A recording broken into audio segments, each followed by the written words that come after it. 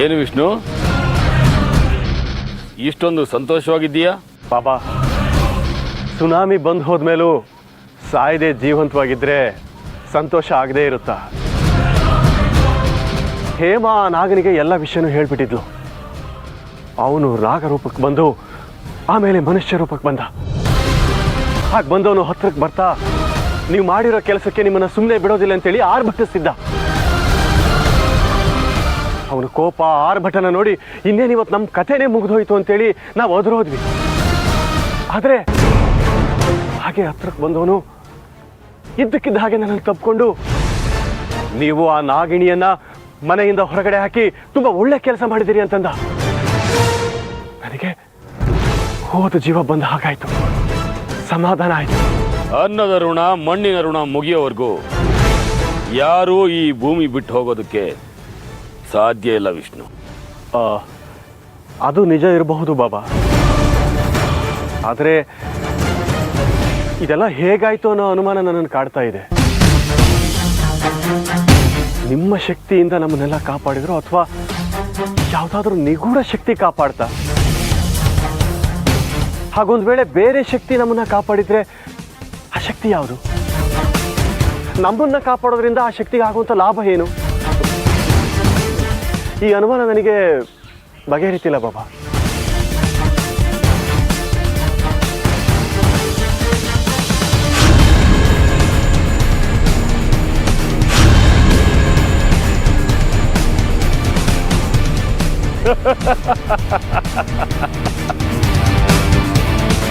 ವಿಷ್ಣು,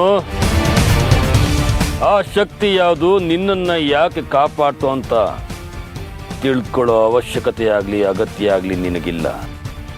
ಹೇಗೋ ದೊಡ್ಡ ಪ್ರಾಣಾಪಾಯದಿಂದ ಉಳ್ಕೊಂಡಿದ್ದೀರಲ್ಲ, ಅದಕ್ಕೆ ಸಂತೋಷ ಪಡಿ. ಹೌದು ಬಾಬಾ, ನೀವು ಹೇಳೋದು ಸರಿ. ಆದರೆ ನಿಮ್ಮಲ್ಲಿ ನನ್ನದು ಒಂದೇ ಒಂದು ವಿನಂತಿ ಇದೆ. ಏನದು? ಬಾಬಾ,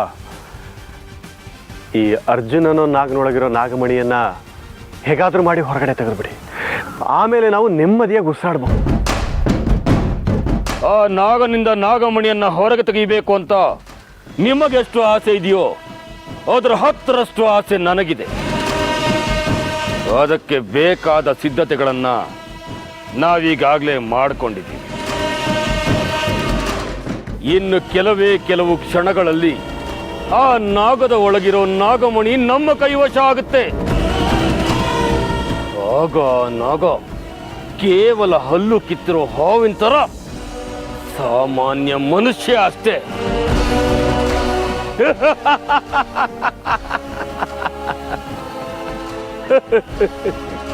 ಅಷ್ಟು ಮಾಡಿ ಬಾಬಾ.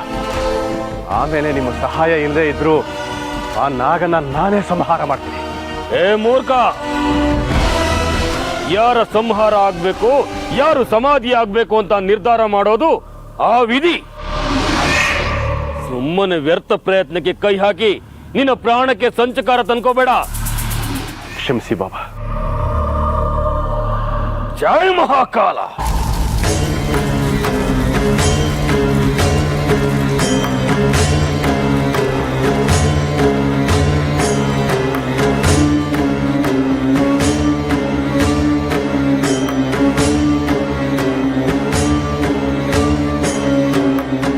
ಜೈ ಮಹಾಕಾಲ.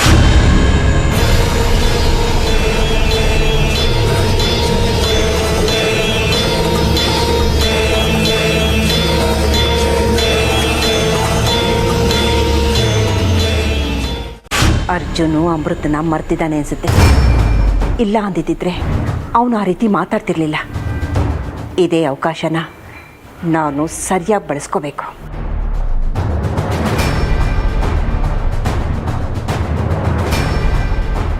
ಅರ್ಜುನ್, ನಾನು ನಿನಗೋಸ್ಕರ ಕಾಯ್ತಾ ಇದ್ದೆ.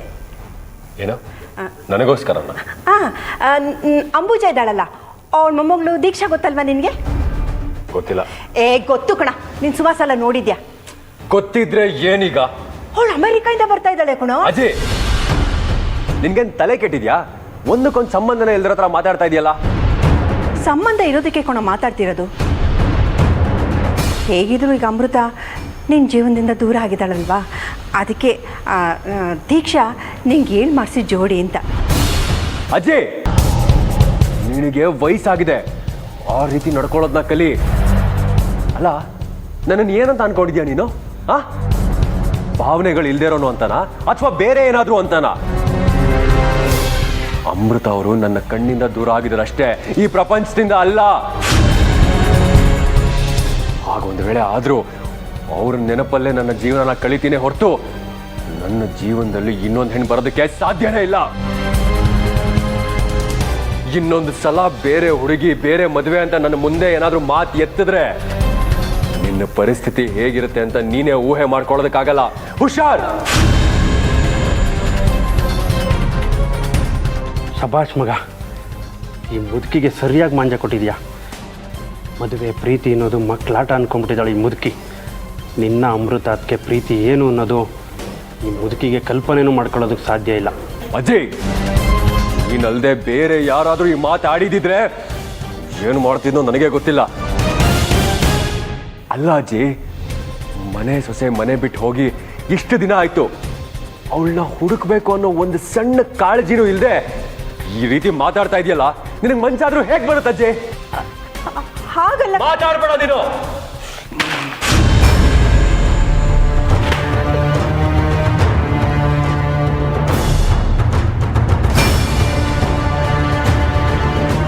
ಇವನು ಯಾಕೆ ಹೀಗೆ ಆಡ್ತಿದ್ದಾನೆ? ಕ್ಷಣ ಪಿತ್ತ ಕ್ಷಣ ಚಿತ್ತದ ಥರ ಆಡ್ತಿದ್ದಾನೆ. ಯಾವುದೇ ಕಾರಣಕ್ಕೂ ಆ ಅಮೃತ ನಾಗಿನಿ ಇವಳು ಕಣ್ಣಿಗೆ ಬೀಳಬಾರ್ದು. ಹಾಗೆ ನೋಡ್ಕೊಳಪ್ಪ ದೇವ್ರೆ.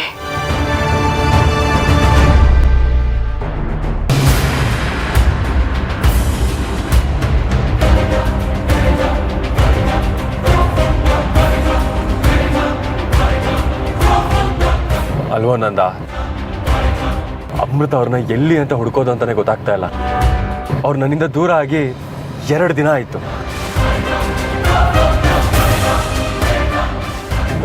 ಬ್ರೋ, ಟೆನ್ಷನ್ ಆಗೋದ್ರಿಂದ ಯಾವ ಪ್ರಯೋಜನನೂ ಇಲ್ಲ. ಕೂಲಾಗಿರು ಬ್ರೋ, ಅದಕ್ಕೆ ಸಿಕ್ಕೇ ಸಿಗ್ತಾರೆ. ಅಮೃತ ಅವ್ರನ್ನ ಮದುವೆ ಆದಾಗಿಂದನೂ ಒಂದು ದಿನ ಅವ್ರ ಕಷ್ಟ ಬರ್ದೆ ನೋಡ್ಕೋತೀನಿ ಅಂತ ಹೇಳಿದ್ದೆ. ಆದ್ರೆ ಇವಾಗ ಅರ್ಜುನ್, ನೀನೀಗ ಅಪ್ಸೆಟ್ ಆಗಿ ಕಾರ್ನ ಸ್ಪೀಡಾಗಿ ಓಡಿಸಿದ್ರೆ ಅದಕ್ಕೆ ಸಿಕ್ಬಿಡ್ತಾರಾ? ಅರ್ಜುನ್, ನೀನು ಓಡಿಸ್ತಾ ಇರೋ ಸ್ಪೀಡ್ ನೋಡಿದ್ರೆ ಕಾರು ನಿನ್ನ ಕಂಟ್ರೋಲ್ಗೆ ಸಿಗ್ತಿಲ್ವೇನೋ ಅನ್ನೋ ಭಯ ಆಗ್ತಿದೆ ನನಗೆ. ಪ್ಲೀಸ್ ಬ್ರೋ, ಕಂಟ್ರೋಲ್ ಮಾಡ್ಕೊ, ಸ್ಲೋ ಮಾಡು ಬ್ರೋ.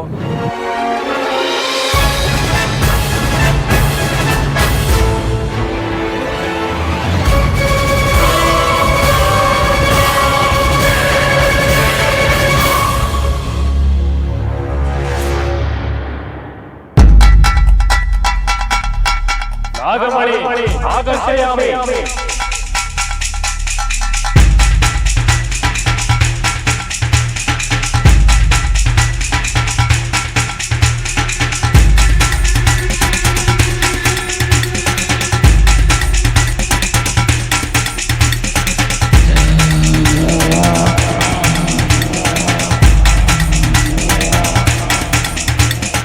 ನಾಗಮಣಿ ಆಕರ್ಷಯಾಮಿ.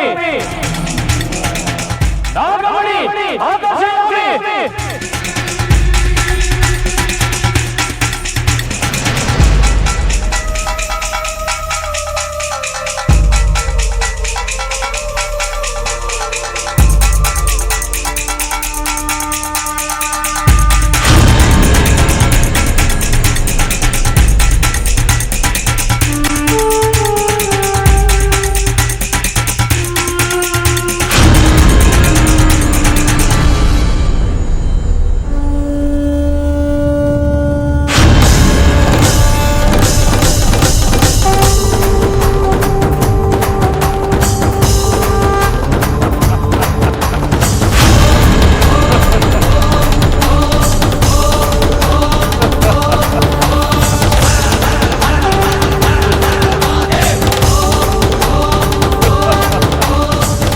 ಅರ್ಜುನ್, ನಿನ್ನ ಸಾವಿಗೆ ಮುಹೂರ್ತ ಇಟ್ಟಾಯ್ತು. ಈಗ ಈ ಹೋಮಕುಂಡದಿಂದ ಹೊರಟಿರೋದು ಹೊಗೆ ಅಲ್ಲ, ನಿನ್ನ ಪಾಲಿನ ಯಮಪಾಶ.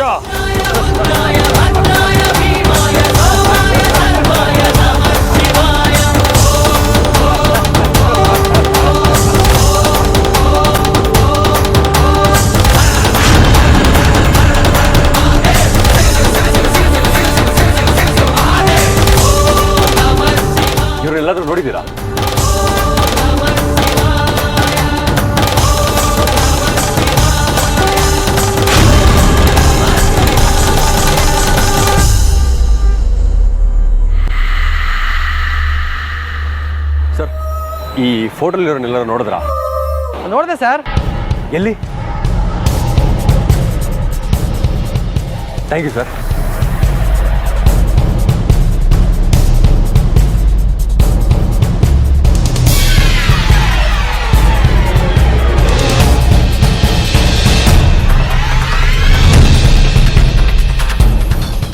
ನಂದ, ಅಮೃತ್ ಅವ್ರು ಇಲ್ಲೇ ಎಲ್ಲೋ ಪಕ್ಕದಲ್ಲಿದ್ದಾರೆ ಕಣೋ. ಈಗಲಾದರೂ ಸಮಾಧಾನ ಆಯ್ತಾ? ಅದಕ್ಕೆ ಎಲ್ಲೂ ಹೋಗೋದಿಲ್ಲ ಬ್ರೋ, ನಮಗೆ ಸಿಕ್ಕೇ ಸಿಗ್ತಾರೆ. ಈಗಲಾದರೂ ಸಮಾಧಾನವಾಗಿರು.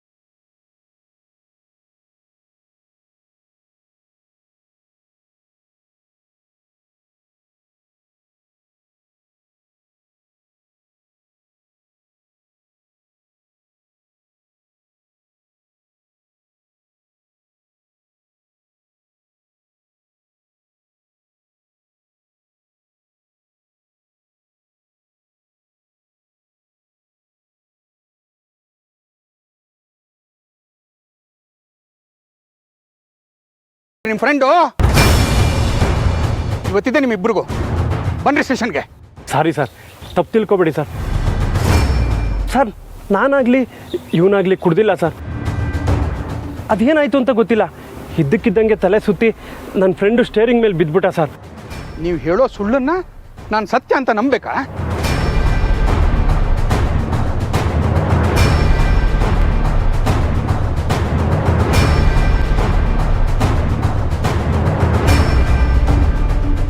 ಸಾರಿ, ನಾನೇ ತಪ್ಪು ತಿಳ್ಕೊಂಡಿದ್ದೆ. ಏನಾಯಿತು? ಏನಾಯಿತು ಅಂತ ಗೊತ್ತಾಗಲಿಲ್ಲ ಸರ್. ಇದ್ದಕ್ಕಿದ್ದಂಗೆ ಪ್ರಜ್ಞೆ ತಪ್ಪು ಬಿದ್ದುಬಿಟ್ಟ ಸರ್. ಇಲ್ಲೆಲ್ಲಾದರೂ ಕ್ಲಿನಿಕ್ ಇದೆಯಾ? ನೋಡಿ, ಇಲ್ಲಿ ಅಕ್ಕಪಕ್ಕದಲ್ಲಿ ಯಾವುದೂ ಕ್ಲಿನಿಕ್ ಇಲ್ಲ. ಇಲ್ಲೇ ಪಕ್ಕದಲ್ಲಿ ನಮ್ಮ ಮನೆ ಇದೆ. ಸ್ವಲ್ಪ ಹೊತ್ತು ಅಲ್ಲಿಗೆ ಬಂದು ರೆಸ್ಟ್ ತೊಗೊಳ್ಳಿ. ಡಾಕ್ಟ್ರನ್ನ ನಮ್ಮ ಮನೆಗೆ ಕರೆಸ್ತೀನಿ, ಬನ್ನಿ. ಥ್ಯಾಂಕ್ ಯು ಸರ್, ನಿಮ್ಮಿಂದ ತುಂಬ ಉಪಕಾರ ಆಯಿತು.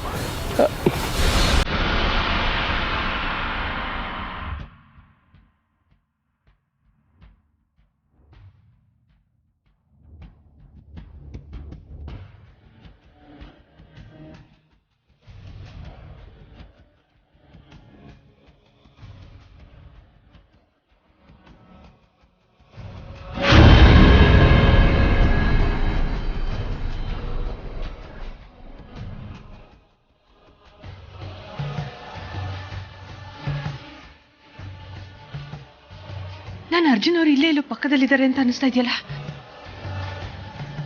ನನ್ನ ಮನಸ್ಸು ಯಾವತ್ತೂ ನನಗೆ ಸುಳ್ಳು ಹೇಳಿಲ್ಲ. ನನ್ನ ಅರ್ಜುನ್ ಅವರು ಇಲ್ಲೇ ಎಲ್ಲೋ ಇದ್ದಾರೆ.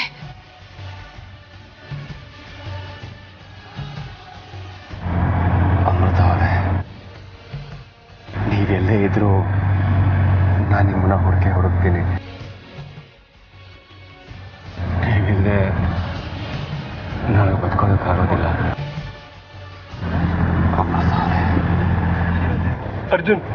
ಅರ್ಜುನ್ ಅವರೇ, ಅಯ್ಯೋ, ಅರ್ಜುನ್ ಸ್ಥಿತಿನ ನನ್ನ ಕೈ ನೋಡೋದಕ್ಕಾಗ್ತಾ ಇಲ್ಲ. ಇಂಥ ಪ್ರೇಮಿಗಳನ್ನ ದೂರ ದೂರ ಮಾಡೋದಕ್ಕೆ ಆ ದೇವ್ರಿಗಾದರೂ ಹೇಗೆ ಮನಸ್ಸು ಬರುತ್ತೆ? ಪರಮಾತ್ಮ, ಅರ್ಜುನ್ ಅಮೃತ ಇಬ್ಬರನ್ನೂ ಒಂದು ಮಾಡಪ್ಪ. ಇಷ್ಟೇ ನಾನು ನಿನ್ನಲ್ಲಿ ಕೇಳ್ಕೊಳ್ಳೋದು.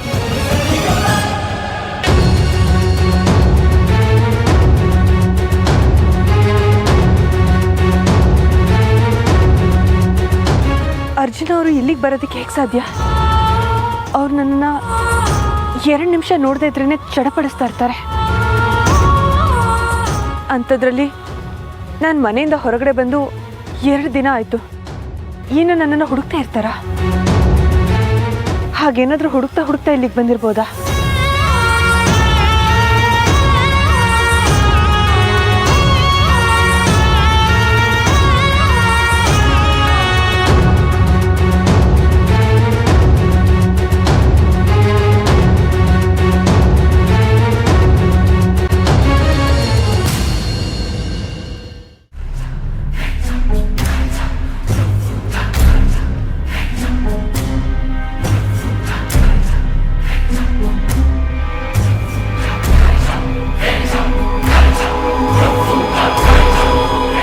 ನನ್ನ ಮನಸ್ಸು ತುಂಬ ಅರ್ಜುನ್ ಅವರೇ ತುಂಬಿಕೊಂಡಿದ್ದಾರೆ. ಅದಕ್ಕೆ ಹೀಗೆಲ್ಲ ಆಗ್ತಿದೆ.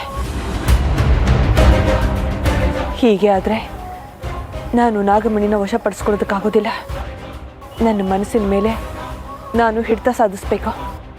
ನನ್ನ ಮನಸ್ಸು ಇಷ್ಟು ದುರ್ಬಲ ಆಗಬಾರ್ದು. ಆಗೋದಕ್ಕೆ ನಾನು ಬಿಡೋದೂ ಇಲ್ಲ.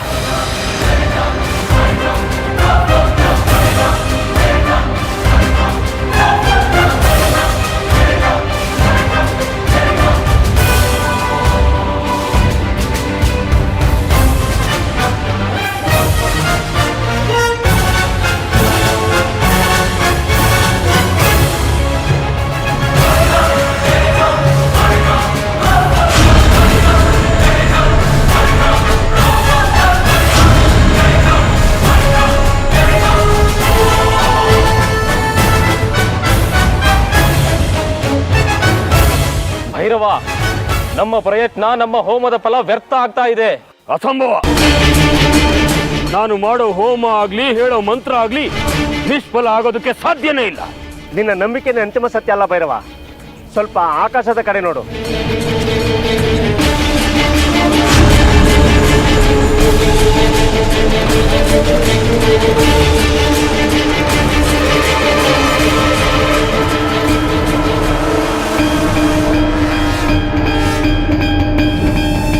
ಅಲ್ಲೇ ಸೋಫಾದ ಮೇಲೆ ಮಲಗಿಸಿ.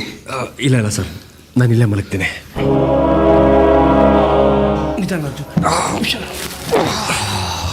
ಅರ್ಜುನ್, ಈಗ ಹೇಗಿದೆಯಾ? ಈಗ ಸ್ವಲ್ಪ ಪರವಾಗಿಲ್ಲ ಕಣ. ಓಕೆ, ಆರಾಮಾಗಿ ಕೂತು. ರೀ, ಯಾರಿವರು? ಏನಾಯ್ತು? ಇವ್ರು ಯಾರು, ಏನಾಯ್ತು ಅನ್ನೋದನ್ನ ಆಮೇಲೆ ಹೇಳ್ತೀನಿ. ಮೊದಲು ಕುಡಿಯೋಕೆ ಏನಾದರೂ ತೊಗೊಂಬ.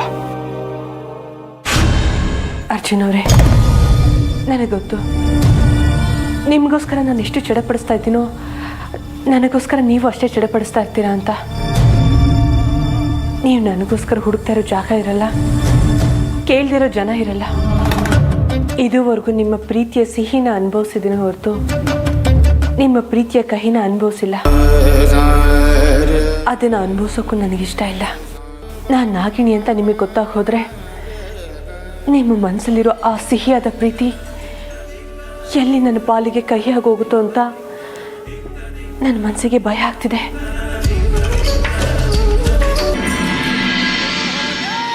ನಿಮ್ಮ ಬಗ್ಗೆ ಯೋಚನೆ ಮಾಡಿ ಮಾಡಿ ನಿಮ್ಮನ್ನು ನೋಡಬೇಕು, ನಿಮ್ಮನ್ನು ಮಾತಾಡಿಸ್ಬೇಕು ಅಂತ ನನ್ನ ಮನಸ್ಸು ಕಾಯ್ತಾ ಇದೆ. ನನ್ನ ಮನಸ್ಸನ್ನು ಹಾಗೆ ಬಿಟ್ಟರೆ ನನ್ನ ಹಿಡಿತದಿಂದ ದೂರ ಆಗತ್ತೆ. ಹಾಗಾಗಬಾರ್ದು. ನಿಮ್ಮ ನೆನಪು ನನಗೆ ಬರ್ದೇ ಇರೋ ಥರ ನನ್ನ ಮನಸ್ಸನ್ನು ನನ್ನ ಹಿಡಿತಕ್ಕೆ ತಗೋತೀನಿ.